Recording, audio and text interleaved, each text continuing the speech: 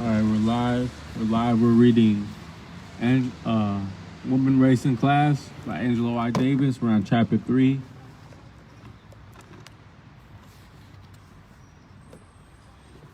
Before we get started reading, I just want to take a second again and just think and reflect on the murder of individual by a Winnebago County Sheriff's Department officer. And I invite everyone just to start that conversation. Start that conversation with a loved one, your spouse, your partner. Start a conversation with your parents, your friends, your cousins, your community. Start a conversation. Talk about it. That's one of the first steps that we can take, is just to communicate and to have a conversation, have some dialogue about the incident, have some dialogue about the police terrorists, and have some conversations, have some talk. A lot of them won't be easy, but we need to start talking to our community. We need to start bringing awareness and coming at these situations at a place of empathy, at a place of care and compassion.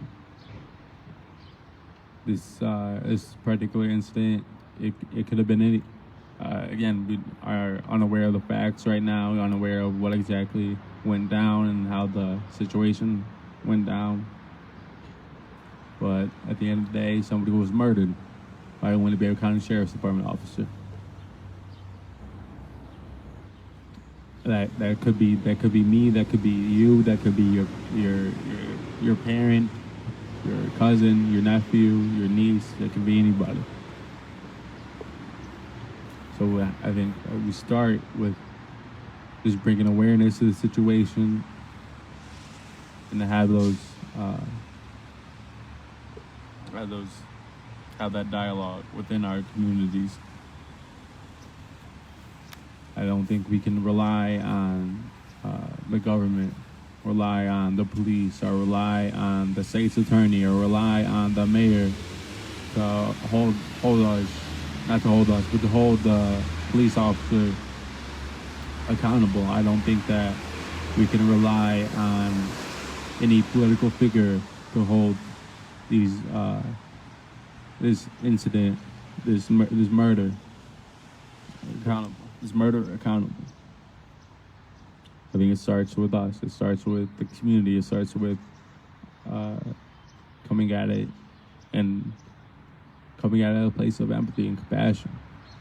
So we're going to continue reading, though. We are at reading Angela Y. Davis, Women, Race, and Class. We're on chapter 3. Chapter 3 is titled Class and Race in the Early Women's Rights Campaign. Give me 1 second, I'm going to move this up here.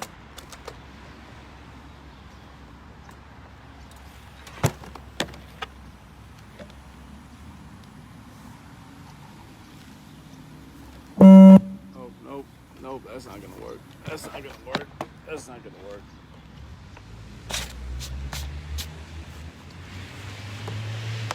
Okay. Chapter 3. Class and Race in the Early Women's Rights Campaign.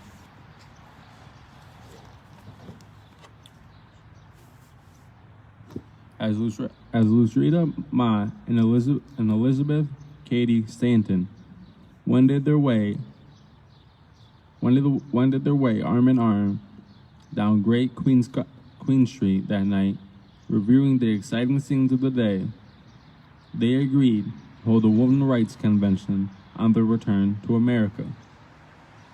As the man to whom they had just listened to had manifested the great need of some education on that question. Thus, the missionary work for the emancipation of women in the land of the free and the home of the brave was then and there inaugurated. This conversation took place in London on the opening day of the 1840 World Anti-Slavery Convention. This conversation is frequently assumed to contain the real story behind the birth of the organized women's movement in the United States. As such, it has acquired a somewhat legendary significance, and like most legends, the truth it presumes to embody is far less unequivocal than it appears. This anecdote and its surrounding circumstances have been made the basis of a popular interpretation of the women's rights movement, as have been primarily inspired, or rather provoked, by the insufferable male supremacy within the anti-slavery campaign. No doubt, the U.S. women who had expected to participate in the London conference were quite furious when they found themselves excluded by a majority vote. Fenced off behind a bar and a curtain similar to those they had used in churches to screen the choir from public gaze. Lucretia Mott, like the other woman, officially represented the American Anti-Slavery Society, had further cause for anger and indignation, for she had just recently emerged from a turbulent struggle around the issue of female abolitionists' right to participate on a basis of full equality in the work of anti-slavery society. Yet, for a woman who had been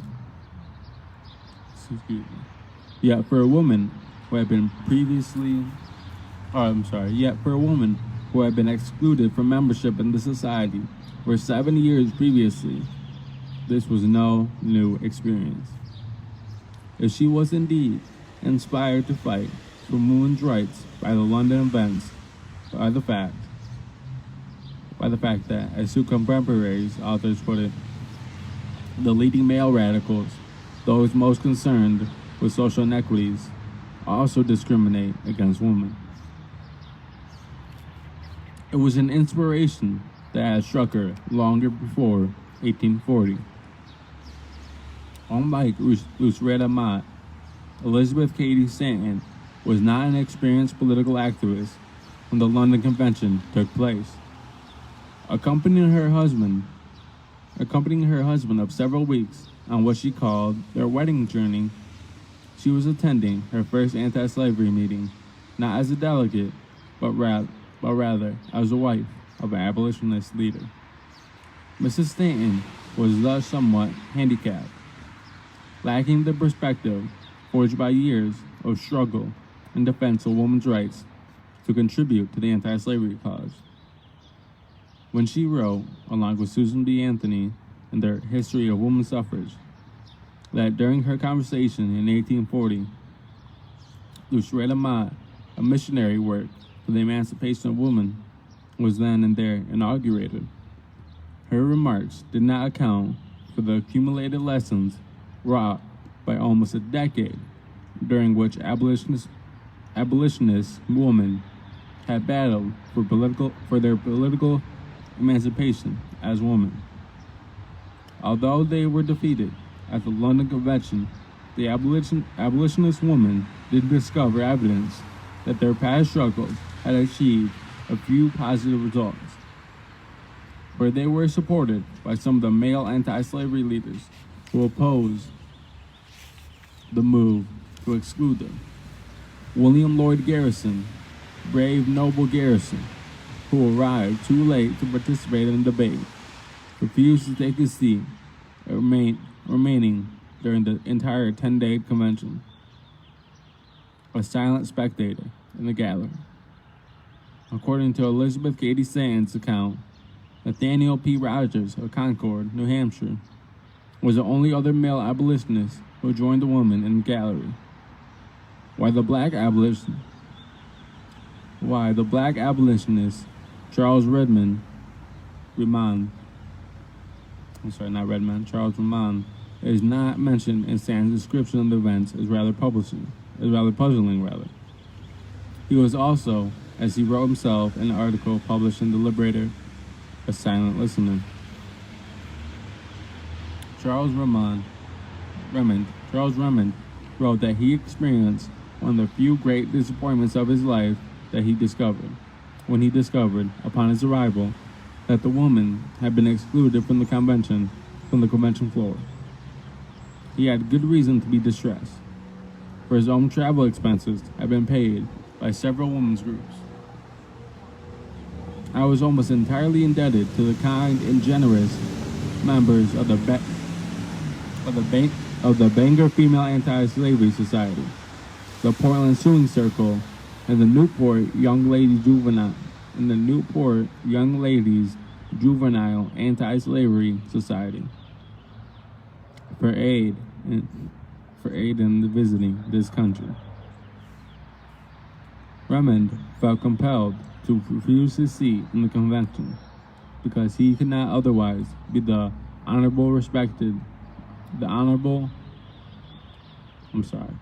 Remond felt compelled to refuse his seat in the convention because he could not otherwise be the honored representative of three female associations, at once most praiseworthy in their object and efficient in their cooperation.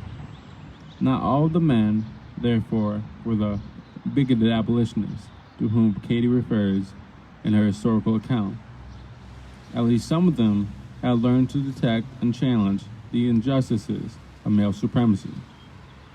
Whereas Elizabeth Cady Stanton's interest in abolition was quite recent, she had conducted a personal fight against sexism throughout her youth. Encouraged by her father, a wealthy and unabashedly conservative judge, she had defied orthodoxy in her studies as well as her leisure activities. She studied Greek and mathematics and learned horseback riding, all of which were generally barred to girls. At age 16, she was the only girl in her high school graduating class. Before her marriage, the young Stanton passed much of her time with her father and had even begun to study the law seriously under his guidance. By 1848, Stanton was a full-time housewife and mother, living with her husband in Seneca Falls, New York. She was often unable to hire servants because they were so scarce in that area. Her own anticlimactic and frustrating life made her especially sensitive to the middle-class white woman's predicament. In explaining her decision to contact Lucretia Mott, whom she had not seen for 8 years, she mentioned her domestic situation first among her several motives for issuing a call to a women's convention. The general discontent I felt with women's portion as wife, mother,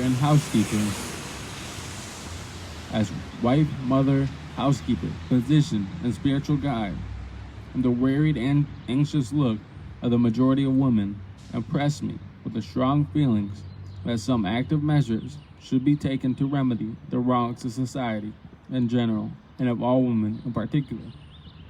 My experiences at the World Anti-Slavery Convention, all I had read of the legal status of women and the oppression I saw everywhere, together swept across my soul, intensified now by many personal experiences. It seemed as if all the failed elements had conspired to impel me to some step onward. I could not see what to do or where to begin. My only thought was a public meeting for protest and discussion.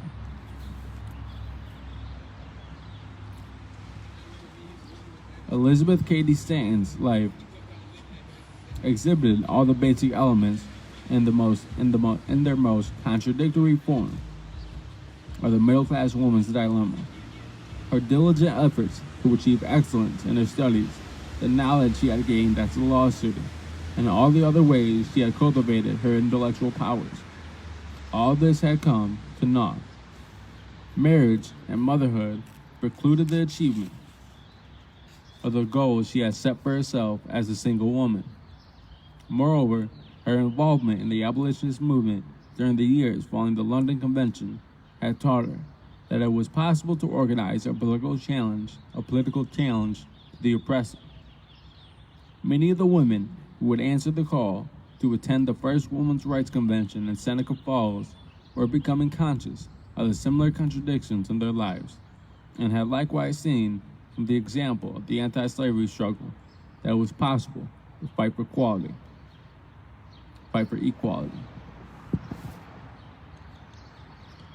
As the Seneca Falls Convention was being planned, Elizabeth Cady Stanton proposed a resolution which appeared too radical even to her co-conventioner, Lucretia Mott.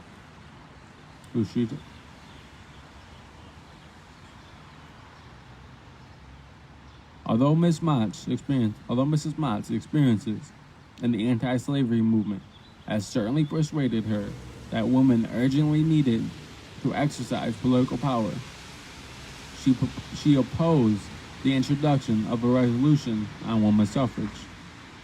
Such a move would be interpreted as absurd and outrageous, she thought, and would consequently undermine the importance of the meeting. Stanton's husband also opposed the raising of the suffrage issue and kept his promise to leave town if she insisted on presenting the resolution. Frederick Douglass was the only prominent figure who agreed that the convention should call for women's right to vote.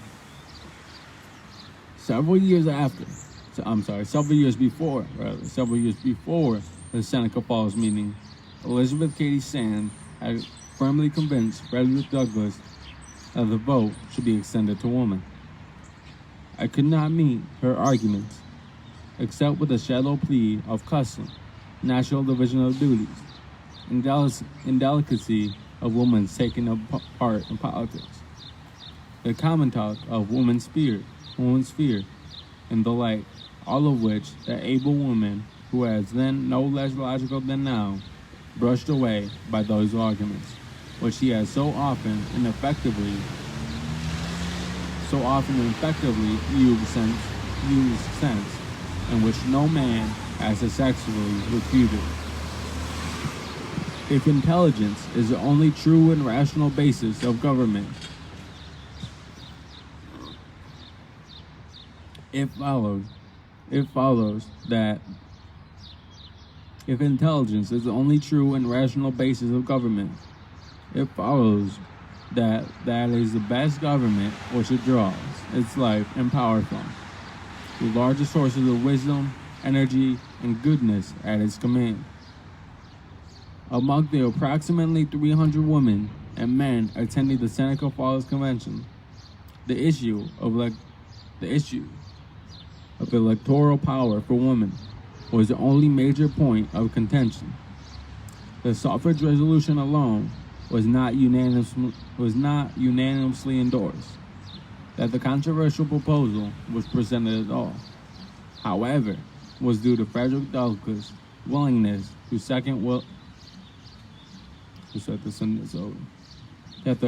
that the controversial proposal was presented at all, however,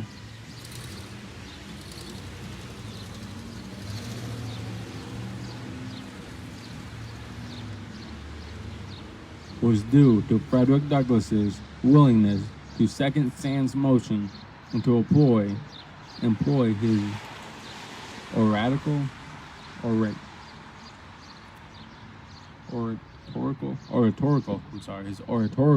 abilities in defense of women's rights to vote. During these early days, when women's rights was not yet a legitimate cause, when women's suffrage was unfamiliar and unpopular as a demand, Frederick Douglass publicly advocated for the political equality of women. In the immediate aftermath of the Seneca Falls Convention, he published an editorial in his newspaper, the North Star, entitled "The Rights of Women." Its content was quite radical for the times. In respect to political rights, we hold women to be justly entitled to all we claim from men. We go further and express our conviction that all political rights, which which is expedient for men to exercise, it is equally so for women. All that distinguishes man as intelligent and accountable being is equally true for women. And if that government only is just, which governs by the free consent of the governed, there can be no reason in the world for denying to women the exercise of the elective franchise, or a hand in making and administering the law of the land. Frederick Douglass was also responsible for introducing the issue of women's rights to the Black Liberation Movement, where it was enthusiastically welcomed. As S.J. Walker points out, Douglass spoke out at the National Convention of Black Freedmen that was held in Cleveland, Ohio, around the time of the Seneca Falls meeting. He succeeded in amending a resolution defining delegates so that it be understood to include women, an amendment that was carried with 3 cheers from women's rights. Elizabeth Cady Stanton devoted expressions of praise to Douglass for his steadfast defense of the Elizabeth Cady Stanton devoted expressions of praise to Douglass for his steadfast defense of the Seneca Falls Convention in face of the widespread ridicule voiced in the press. So pronounced was a popular voice against us in the parlor, press, and pulpit that most of the ladies who had attended the convention and signed the declaration one by one withdrew their names and influence and joined our persecutors. Our friends gave us a cold shoulder and felt themselves disgraced by the whole proceeding. The uproar did not dissuade Douglass, nor did it achieve its goal of nipping the battle for women's rights in the bud. Parlor, press, and pulpit, try as they might, could not reverse this trend. Only 1 month passed before another convention took place in Rochester, New York, whose daring innovation and precedent for future meetings was a female presiding officer. Frederick Douglass again manifested his loyalty to his sisters by arguing once more for the women's suffrage resolution, which passed in Rochester by a much larger margin than at Seneca Falls. The advocacy of women's rights cannot be forbidden. Not yet acceptable to the makers of public opinion, the issue of women's equality, now embodied in an embryonic movement supported by Black people who are fighting for their own free lives, established itself as an indelible element of public life in the United States.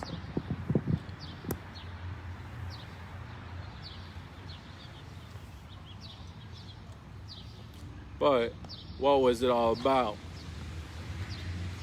How was the question of women's equality defined other than by the suffrage issues which have prompted the derogatory publicity about the Seneca Falls Convention?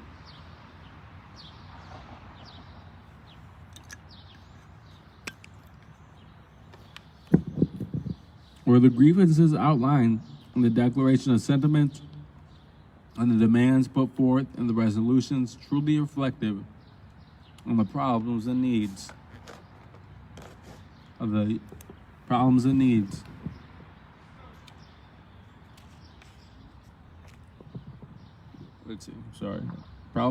of the women in the United States? The emphatic focus of the Seneca Falls Declaration was the institution of marriage and its many injurious effects on women. Marriage robbed women of their property rights, making wives economically as well as morally dependent on their husbands. Demanding absolute obedience from their wives, the institution of marriage gave husbands the right to punish their wives.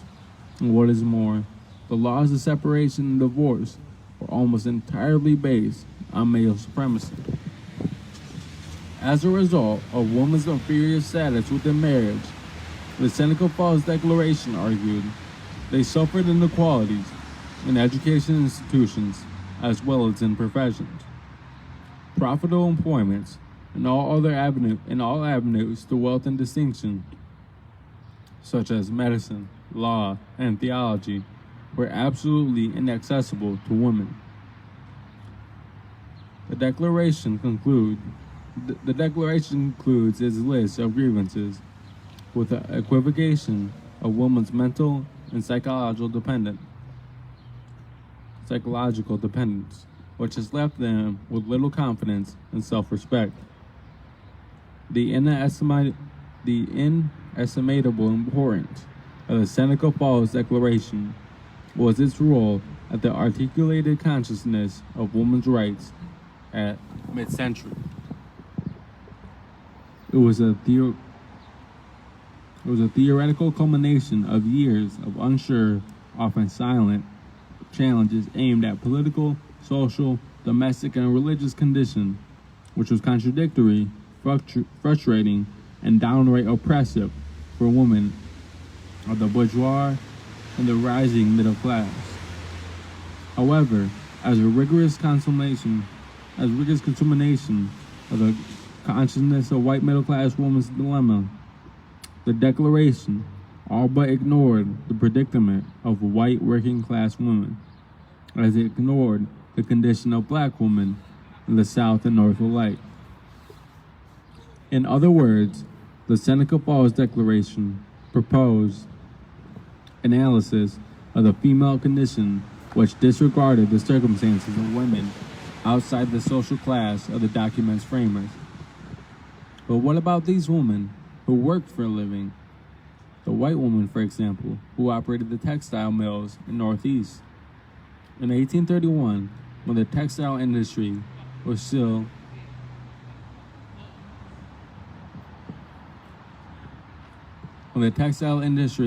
the major focus of the new industrialization revolution, women comprised the undisputed majority of industrial workers.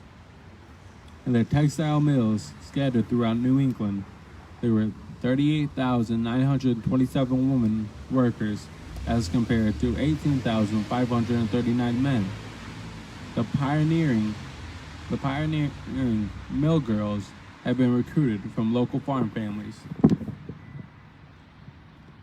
The profit-seeking mill owners represented life in the mills as an attractive and instructive prelude to married life. Both the Waltman and Lowell systems were portrayed as surrogate families, where the young farm woman would be rigorously supervised by matrons in an atmosphere akin to the finishing school. But what was the reality of mill life? Incredibly long hours, 12, 14, or even 16 hours daily, atrocious working conditions, inhumanly crowded living quarters, and so little time was allowed for meals, 1/2 hour at noon for dinner, that the women raced around from the hot, humid weaving room several blocks to their boarding houses, gulped down their main meal of the day, and ran back to the mill in terror of being fined if they were late. In winter, they dared not stop to button their coats and often ate without taking them off. This was pneumonia season. In summer, spoiled food and poor sanitation led to dysentery. Tuberculosis was within them in every season.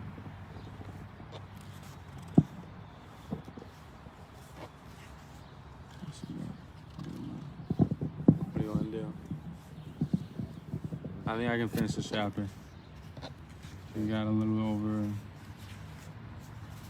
Oh, longer than I thought it was. Like 15 more pages. I got 50 more pages.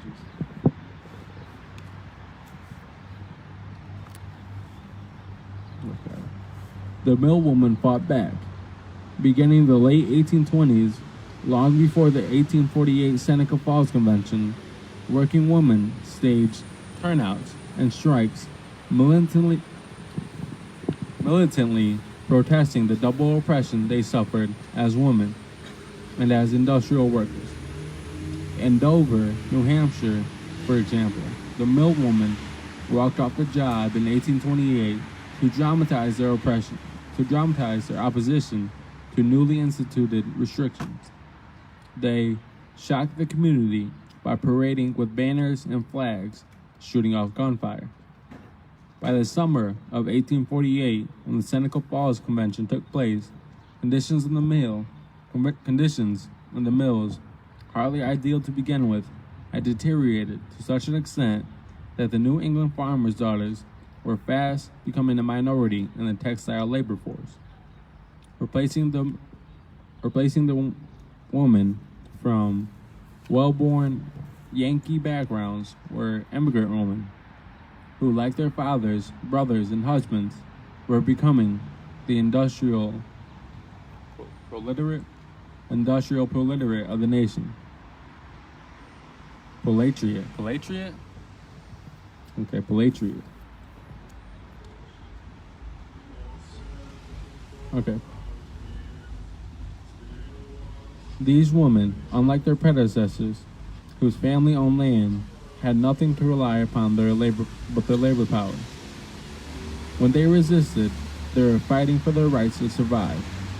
They fought so passionately that in the 1840s, women workers were in the leadership of labor militancy in the United States. Campaigning for the 10-hour day, the Lowell Female Labor Reform Association presented petitions to the Massachusetts state legislature in 1843 and 1844. When the legislature agreed to hold public meetings, the Lowell women acquired the distinction of winning their very first investigation of labor conditions by a government body in the history of the United States. This was clearly a blow for women's rights, and it predated by 4 years the official launching of the women's rights movement.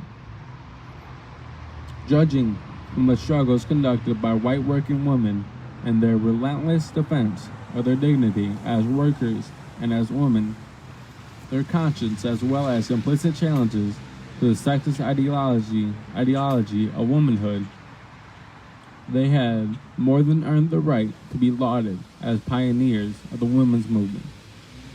But their trailblazing role was all but ignored by the leading initiators of the new movement, who did not comprehend that women workers experience and challenge male supremacy in their own way. As if to drive this point home, history has imparted a final irony to the movement initiated in 1848. With all the women attending the Seneca Falls Convention, the only one to live long enough to actually exercise her right to vote over 70 years later was a working woman by the name of Charlotte Woodward. Charlotte Woodward's motives for signing the Seneca Falls Declaration was hardly identical to those of the more prosperous woman. Her purpose for attending the convention was to seek advice on improving her status as a worker. As a glove maker, her occupation was not yet industrialized. She worked at home, receiving wages legally controlled by the men in her family. Describing the circumstances of her work, she expressed that spirit of rebellion which had brought her to Seneca Falls. We women worked secretly in the seclusion of our bedchambers because all society was built on the theory that man, not woman, earned money, and that men alone supported the family. I do not believe that there was any community in which the souls of some women were not beating their wings in rebellion. For my own obscure self, I can say that every fiber of my being rebelled, although silently. All the hours that I sat in sued gloves for a miserable pittance, which, as it was earned, could never be mine. I wanted to work, but I wanted to choose my tasks, and I wanted to collect my wages. That was my form of rebellion against the life that I was born into. Charlotte Woodward and the several other working women present at the convention were serious. They were more serious about women's rights than about anything else in their lives. At the last session of the convention, Mrs. Mott proposed a final resolution, calling both for the overthrow of the pulpit and for the securing to women and equal participation with men in the various trades, professions, and commerce. Was this a mere afterthought? A charitable gesture toward Charlotte Woodward and her working-class sisters? Or did the small contingent of working-class women protest the exclusion of their interests from the original resolutions, causing Mrs. Mott, a longtime anti-slavery activist, to stand up on their behalf? If Sarah Grimke had been president, she might have insisted, as she said on another condition, there are in the poorer classes many strong, honest hearts, weary of being slaves and tools, who are worthy of freedom and will use it worthily. But the recognition according to the working women of the Seneca Falls meeting was all but negligible.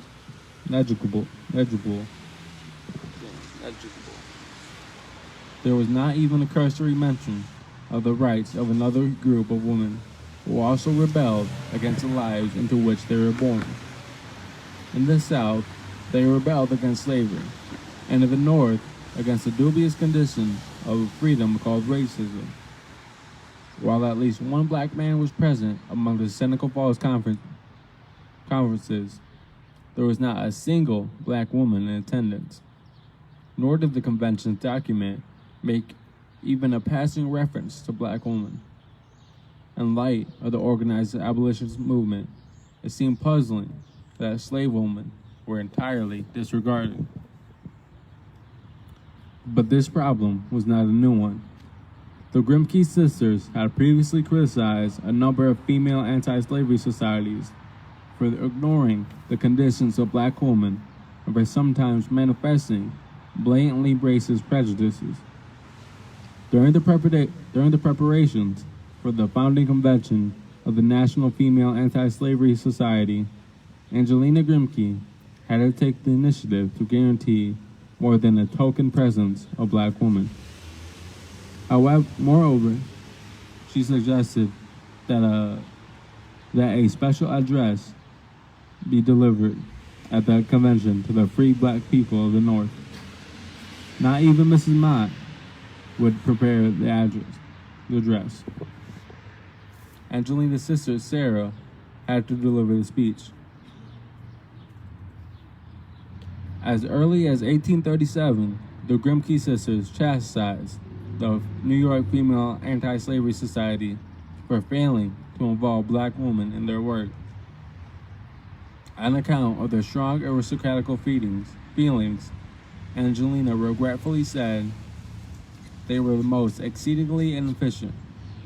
We have had serious thoughts on forming an anti-slavery society among our black sisters and getting them to invite their white friends to join them. In this way, we think we could get the most efficient white females in the city to join them. The absence of black women at the Seneca Falls Convention was all the more conspicuous in light of their previous contributions to the fight for women's rights. More than a decade before this meeting, Maria Stewart had responded to attacks on her right to deliver public lectures by emphatically asking, "What if I am a woman?" This black woman, this black woman was the first native-born female lecturer who addressed audiences of both men and women. In 1827, Freedom's Journal, the first black newspaper in the country, published a black woman's letter on women's rights. Matilda, as she identified herself, demanded education for black women at a time when schooling for women was controversial and quite unpopular. Her letter appeared in this pioneering New York journal the year before the Scottish-born Frances Wright began to lecture on equal education for women.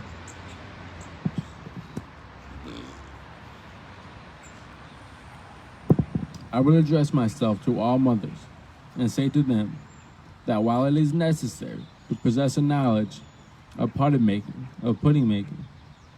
something more is requisite. It is their bounden duty to store their daughters' minds with useful learning. They should be made to devote their leisure time to reading books. They should be made to devote their leisure time to reading books, whence they would derive valuable information, which could never be taken back from them. Long before the first Women's Convention, middle-class white women had struggled for the right to education. Matilda's comments, later confirmed by the ease with which Prudence Crandall recruited black girls for her besieged school in Connecticut, demonstrated that white and black women were indeed united in their desire for education. Unfortunately, this connection was not acknowledged during the convention at Seneca Falls. The failure to recognize the potential for an integrated women's movement, particularly against sexism in education, was dramatically revealed in an episode occurring during the crucial summer of 1848. Ironically, it involved the daughter of Frederick Douglass. After her official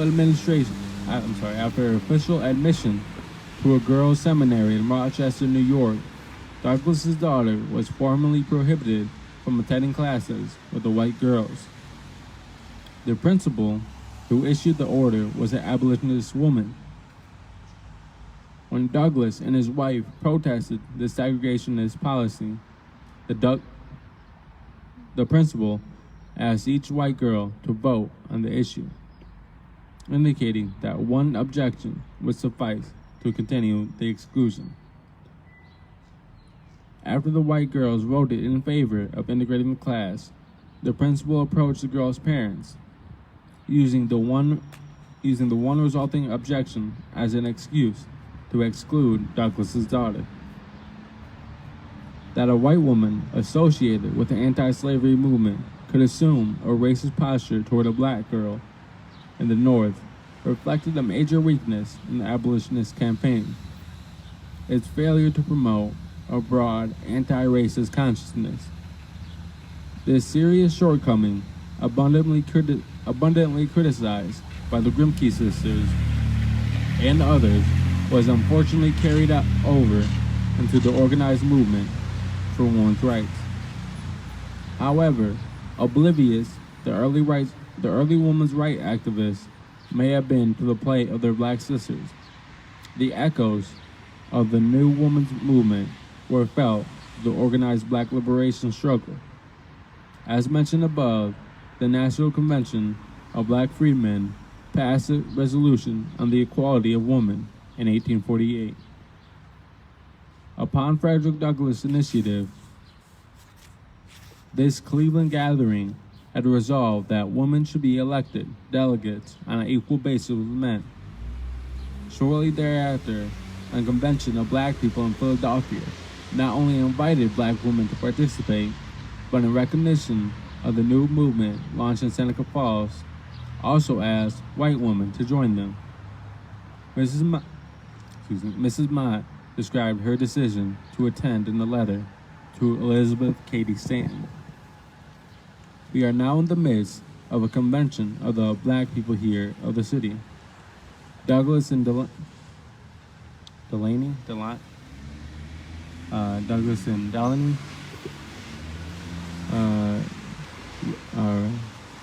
Remond and Garnett are here, all taking an active part. And as they include women and white women too, I can do no less with the interest I feel in the cause of the slave as well as the women than be present and take a little part. So yesterday, in a pouring rain, Sarah Pugh and self walked down there and expect to do the same today. 2 years after the Seneca Falls Convention, the first National Convention on Women's Rights was held in Worcester, Massachusetts. Whether she was actually invited or came on her own initiative, Sojourner Truth was among the participants. Her presence there and the speeches she delivered at subsequent women's rights meetings symbolized black women's solidarity with a new cause. They aspired to be free, not only from racist oppression, but from sexist domination.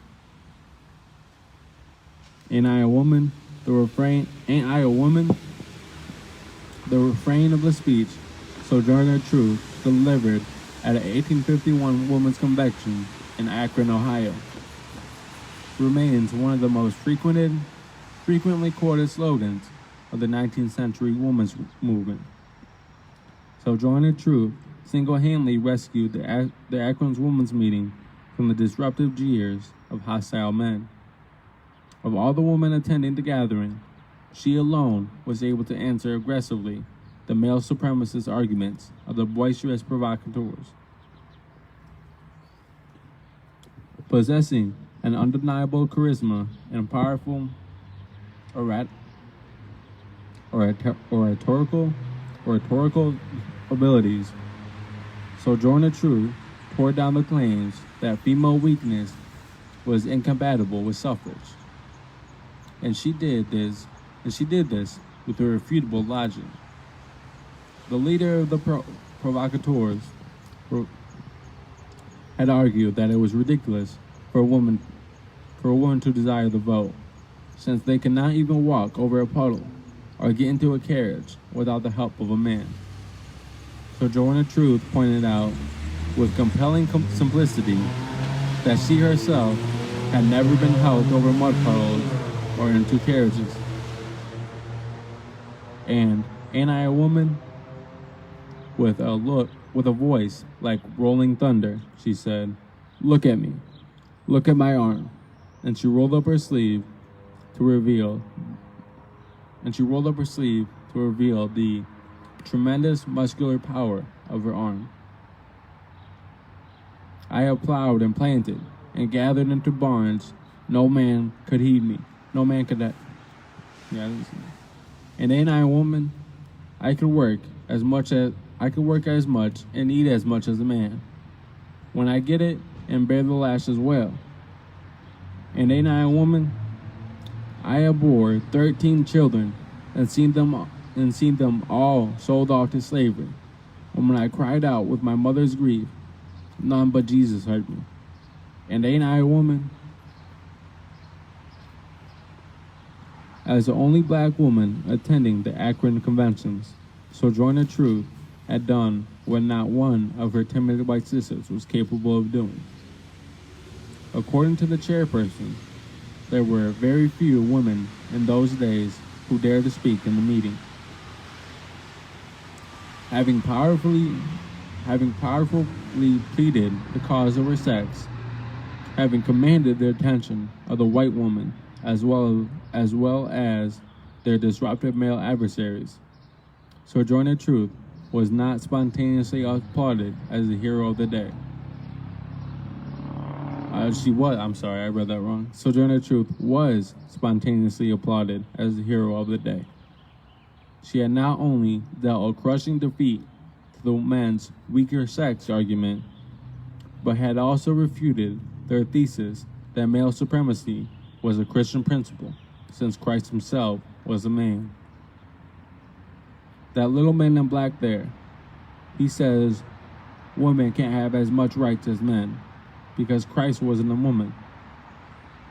Where did Christ come from?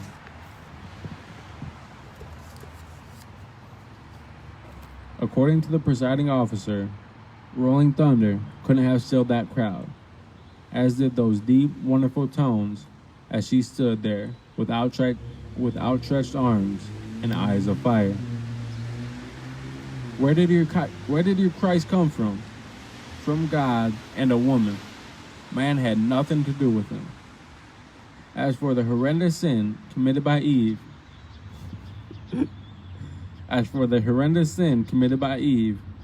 this was hardly an argument against woman's capabilities. On the contrary, it was an enormous plus. If the first woman God ever made was strong enough to turn the world upside down all alone, these women together ought to be able to get it right side up again. And now they are asking you to do it. The men better let them. The men's belligerence was quieted, and the women were bursting with pride, their hearts beating with gratitude. And more than one of us with streaming eyes. Frances Dana Gage, the presiding officer of the Akron Convention, continued her description of the impact of Sojourner's speech. She had taken us up in her strong arms and carried us safely over the slough of difficulty, turning the whole tide in our favor.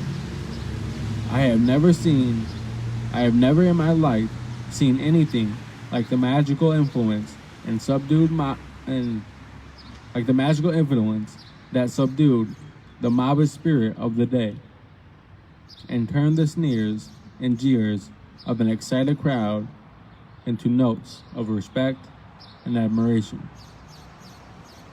Sojourner Truth and I Woman address had deeper implications, for it was also, it seems, a comment on the racist attitudes of the same white woman who later praised their black sister.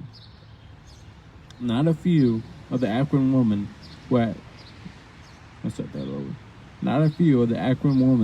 who had been initially opposed to a black woman having a voice in their convention, and the anti-woman's writers had tried to take advantage of this racism. In the words of Frances Dana Gage, the leaders of the movement trembled on seeing a tall, gaunt black woman in a gray dress and white turban surmounted with a sunbonnet, marched deliberately into the church, walked with the air of a queen up the aisle, and take her seat upon the pulpit steps. A buzz of disapprobation was heard all over the house, and there fell on the listening ear an abolition affair. I told you so. I'm not saying that. On the second day of the convention, when Sojourner Truth rose to answer the male supremacist assault, leading white woman attempted to persuade Gage to prevent her from speaking.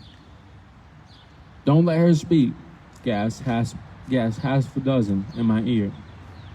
She moved slowly and solemnly to the front, laid her old bonnet at her feet, and turned her great speaking eyes to me. There was a hissing sound of disapprobation above and below. I rose and announced Sojourner Truth, and begged the audience to keep silent for a few moments. Fortunately for the Ohio women, for the women's movement in general, for whom Sojourner's speech established a militant fighting spirit, and for us today, who still receive inspiration from her words, Frances Dana Gage did not succumb to these racist pressures of her comrades. When this black woman did rise to speak, her answer to the male supremacists also contained a profound lesson for the white woman. In repeating her question, "Ain't I a woman?" no less than 4 times, she exposed the class bias and racism of the New Women's Movement. All women were not white, and all women did not enjoy the maternal comfort of the middle class and the bourgeois. Sojourner Truth herself was black. She was an ex-slave. She was no less a woman than any of her white sisters at the convention. That her race and her economic condition were different from theirs did not annul her womanhood. And as a black woman, her claim to equal rights was no less legitimate than that of white middle-class women. At a National Women's Convention 2 years later, she was still fighting the efforts to prevent her from speaking. I know that it feels a kind of hissing and tickling, like to see a black woman get up and tell you about things and women's rights. We have all been thrown down so low that nobody thought we'd ever get up again. But we have been long enough trodden now. We will come up again. And now I am here. Throughout the 1850s, local and national conventions attracted increasing numbers of women to the campaign for equality. It was never an unusual occurrence for Sojourner Truth to appear at these meetings. And despite inevitable hostility to rise and have her say, and representing her black sisters, both slave and free, she imparted a fighting spirit to the campaign for women's rights. This was Sojourner Truth's unique historical contribution. And in case white women tended to forget that black women were no less women than they, her presence and her speeches served as a constant reminder. Black women were also going to get their rights. Meanwhile, large numbers of black women were manifesting their commitment to freedom and equality in ways that were less closely connected with the newly organized women's movement. The Underground Railroad claimed the energies of numerous northern black women. Jane Lewis, for example, a resident of New Lebanon, Ohio, regularly rowed her boat across the Ohio River, rescuing many a fugitive slave.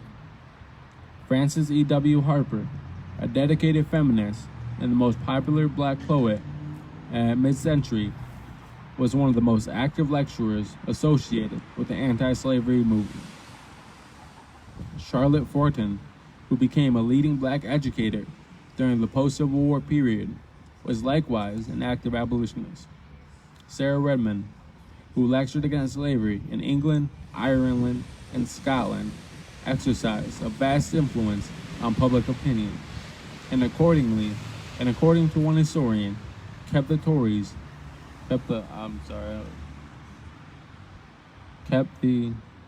I don't know what that word means. I wish I did. Kept the Tories, I'm not sure what that means, from intervening on the side of the Confederacy.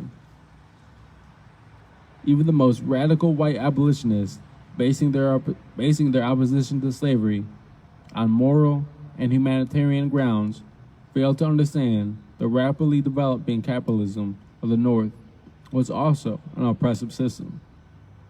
They viewed slavery as a detestable and inhuman institution, an archaic transgression of justice. But they did not recognize that the white worker in the North, his or her status as a free laborer notwithstanding, was no different from the enslaved worker in the South. Both were victims of economic exploitation. As militant as William Lloyd Garrison is supposed to have been, he was vehemently against wage laborers' right to organize. The issue of the Liberator included an article denouncing the efforts of Boston workers to form a political party. An attempt has been made. It is still in the making, we regret to say, to inflame the minds of our working class against the more opulent, and to persuade men that they are condemned and oppressed by a wealthy aristocracy. It is in the highest degree criminal, therefore, to exacerbate our mechanics through deeds of violence, or to array them under a party banner. As a rule, white abolitionists either defended the industrial capitalists or expressed no conscious class loyalty at all. This unquestioning acceptance of the capitalist economic system was evident in the program of the women's rights movement as well. If most abolitionists viewed slavery as a nasty blemish which needed to be eliminated, most women's writers viewed male supremacy in a similar manner, as an immoral flaw in their otherwise acceptable society.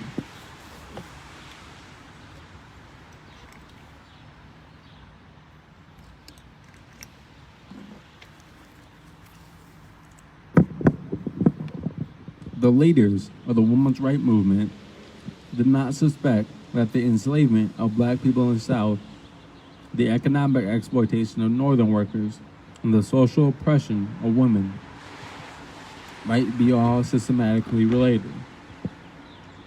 Within the early women's movement, little was said about white working people, not even about white women workers. Though many of the women were supporters of the abolitionist campaign, they failed to integrate their anti-slavery consciousness into their analysis of women's oppression.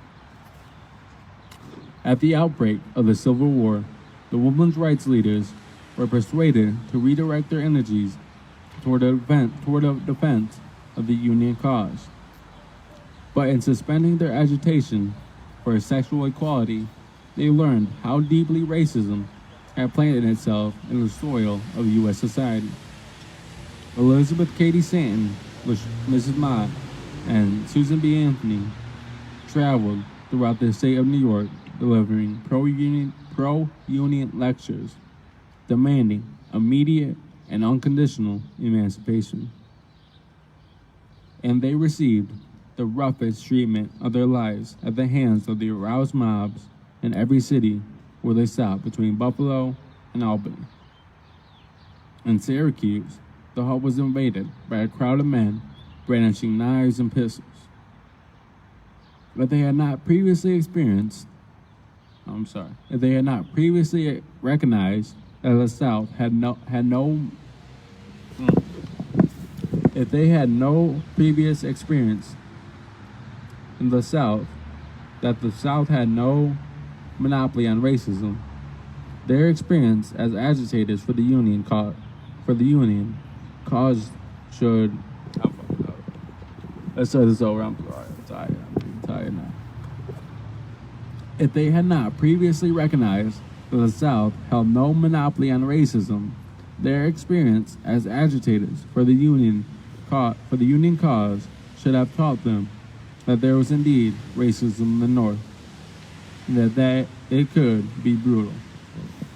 This is the same type of thing that we're talking about and reading about in The Color of Law and Caste, that these issues of racism, these issues of violence and brutality and state-sanctioned violence, these aren't issues only regulated to the South. These are nationwide and worldwide. When the military draft was instituted in the North, large-scale riots in major urban centers were fomented by pro-slavery forces. They brought violence and death to the free black population. In July 1863, mobs in New York City destroyed the recruiting stations, set fire to an armory, attacked the Tribune and prominent Republicans, burned a black orphan burned a black orphan asylum, and generally created chaos throughout the city. The mobs directed their fury against the black people, assailing them wherever found. Many were murdered. It is calculated that some 1,000 people were killed and wounded. If the degree to which the North itself was infected with racism had formerly gone unrecognized, the mob violence of 1863 demonstrated that the anti-black sentiment was deep and widespread and potentially murderous. The South had a monopoly on slavery. It was certainly not only in its sponsorship of racism. Elizabeth Cady Stanton and Susan B. Anthony had agreed with the radical abolitionists that the Civil War could be hastily ended by emancipating the slaves and recruiting them into the Union Army. They attempted to rally masses of women to their position by issuing a call to organize a Women's Loyal League. At the founding meeting, hundreds of women agreed to promote the war effort by circulating petitions demanding the emancipation of the slaves. They were not so unanimous, however, in their response to Susan B. Anthony's resolution linking the rights of women to the liberation of black people. The proposed resolution stated that there can never be a true peace in this republic until the civil and political rights of all citizens of African descent. To start this over.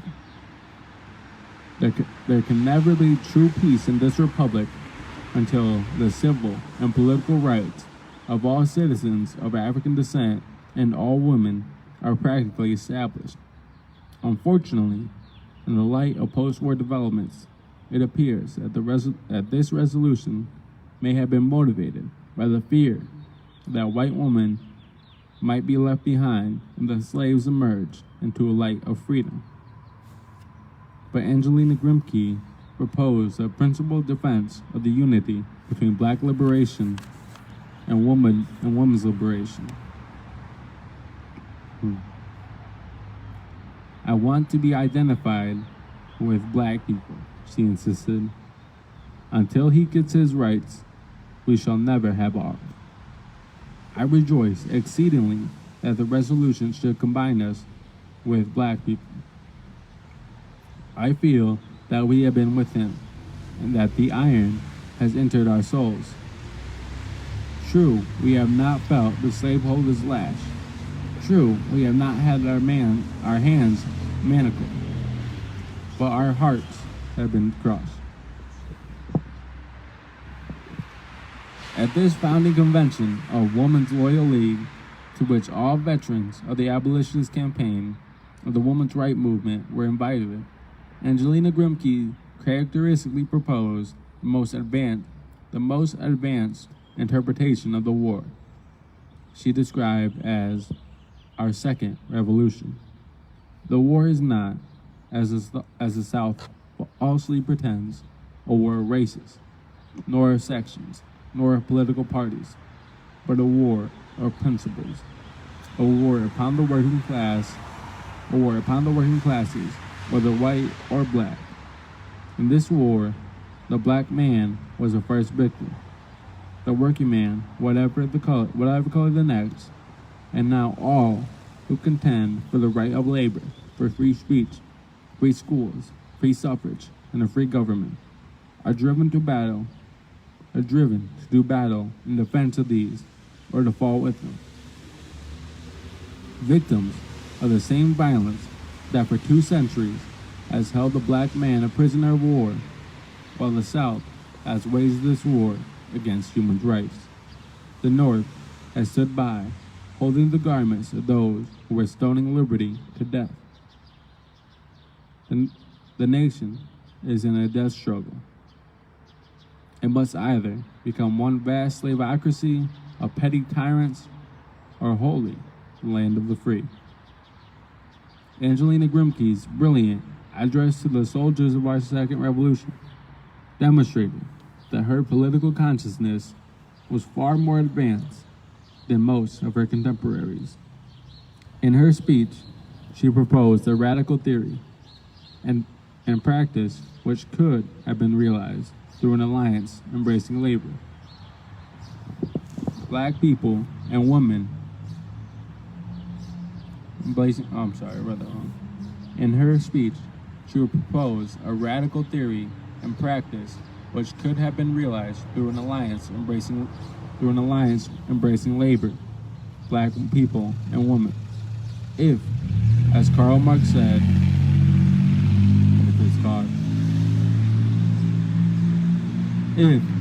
Karl Marx said, labor in a white skin can never be free as long as labor in a black skin is branded.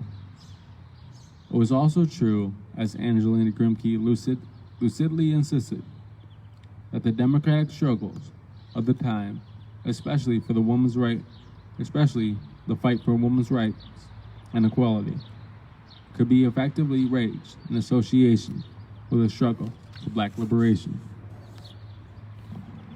So that concludes chapter 3. We're gonna, we're on page 70.